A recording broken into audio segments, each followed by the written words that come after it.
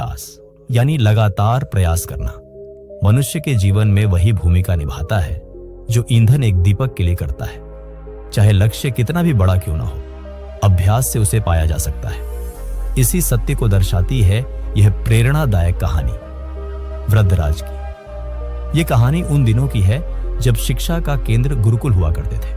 वहां विद्यार्थी केवल पुस्तकों से नहीं बल्कि सेवा, अनुशासन और जीवन के व्यावहारिक पक्षों से भी ज्ञान प्राप्त करते थे। उसी समय में एक बालक था, वृद्धराज। वृद्धराज के माता पिता साधारण किसान थे। वे बहुत ही मेहनती और संस्कारी थे। जब वृद्धराज 7 वर्ष का हुआ तो उन्होंने उसे पास के एक प्रसिद्ध गुरुकुल में भेज दिया ताकि वह वहां विद्या अर्जन कर एक अच्छा इंसान बन सके। गुरुकुल में जीवन बहुत अनुशासन और तपस्या भरा था। वृद्धराज को वहां रहना तो अच्छा लगने लगा, लेकिन पढ़ाई में उसका मन नहीं लगता था। गुरुजी जो भी समझाते वह उसके सिर के ऊपर से चला जाता। धीरे धीरे उसकी कमजोरी सबके सामने आने लगी। उसके सहपाठी उसका मजाक उड़ाने लगे। जब सभी बच्चे परीक्षा में पास होकर अगली कक्षा में चले गए तो वृद्धराज वहीं रह गया, असफल और उदास। गुरुजी ने भी आखिरकार हार मान ली।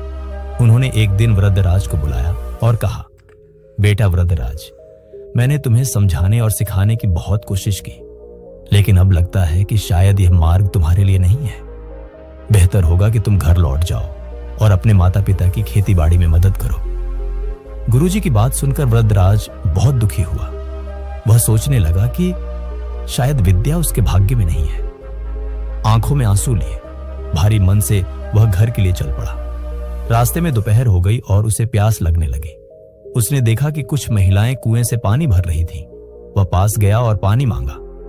वहां एक बात ने उसका ध्यान खींचा, पत्थर के किनारे पर गहरे निशान। ये निशान रस्सी के बार बार रगड़ खाने से बने थे। उसने एक महिला से पूछा, माता, ये पत्थर तो बहुत कठोर लगते हैं, इन पर इतने गहरे निशान कैसे पड़ गए?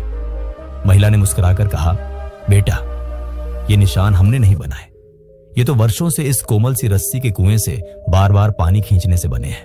अभ्यास और समय का चमत्कार है ये। इस बात ने वृद्धराज के मन को झकझोर दिया। उसे लगा, अगर एक कोमल रस्सी लगातार अभ्यास से कठोर पत्थर पर निशान बना सकती है तो मैं अभ्यास से विद्या क्यों नहीं सीख सकता? उसके भीतर का आत्मविश्वास जाग उठा। अब वह खुद को कोसने की बजाय सुधारने के लिए तैयार था। उसने ठान लिया कि चाहे जितना समय लगे वह अब अभ्यास से ही अपनी कमजोरी को ताकत बनाएगा। वृद्धराज वापस गुरुकुल आया। गुरुजी हैरान हुए, तुम वापस क्यों आए हो वृद्धराज? वृद्धराज ने विनम्रता से कहा, गुरुवर, मुझे अब समझ में आ गया है कि अभ्यास ही सफलता की कुंजी है। कृपा करके मुझे एक और अवसर दे। मैं पूरी मेहनत और लगन से पढ़ाई करूंगा। गुरुजी ने उसकी आंखों में नया आत्मविश्वास देखा। वे मुस्कुराए और बोले, अगर तुम सच्चे मन से अभ्यास करोगे तो मैं तुम्हारा पूरा साथ दूंगा। इसके बाद वृद्धराज ने दिन रात एक कर दिए। वह सूरज उगने से पहले उठ जाता, अभ्यास करता, पाठों को दोहराता और गुरुजी से प्रश्न पूछता। भले ही उसकी प्रगति धीरे हो, लेकिन वह थमता नहीं था। वर्षों के अभ्यास ने उसका काया पलट कर दिया। जहां पहले उसे अक्षर समझ नहीं आते थे, अब वह जटिल संस्कृत ग्रंथों को भी समझने लगा। गुरुजी उसे देखकर गर्व से भर उठते। उन्होंने कभी सोचा भी नहीं था कि वही वृद्धराज जो एक समय मंदबुद्धि माना जाता था, अब इतना तेजस्वी छात्र बन जाएगा।